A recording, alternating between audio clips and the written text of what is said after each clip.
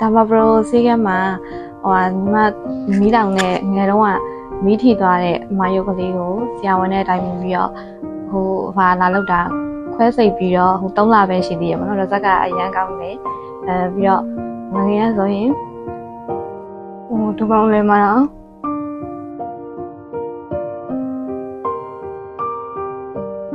ဒီကောင်လေးမှာဆက်ရတဲ့ဟာမျိုးတွေကမှအခုဆိုလို့ရှိရင်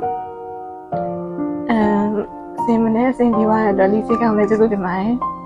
ပြီးတော့ညဝင်နေနဲ့အခက်အခဲပေါင်းစုံကနေပြီးတော့ခွဲစိတ်ပေးတယ်နားလည်မှုလေးနဲ့အကုန်လုံးဖိမှပြီးတော့ကြည့်ရှုပေးတဲ့အတွက်လည်းဒီစိတ်ကောင်းအရင်ကျေးဇူးတင်ပါတယ်ပြီးတော့အခုလက်ရှိတန်းရှိနေတဲ့ဒီအမရုပ်ကလေးတွေကိုလည်းဆက်လက်ပြီးဆရာမစက်ကူပေးသွားမှာပါအဲ့ဒါလေးအခု treatment ကတော့တစ်ချိန်ယူပြီးသွားပါပြီအဲ့တစ်ချိန်မှာလည်းအရင်စဉ်းစားမှုရှိပါတယ်အများကြီးလည်းအဆင်ပြေသွားမယ်လို့ထင်ပါတယ်နောက်ထပ်ထပ်လုပ်ရင်လည်းဒီချက်ပေါ်ပြီးကြည့်ကောင်းပါမယ်လို့ထင်ပါတယ်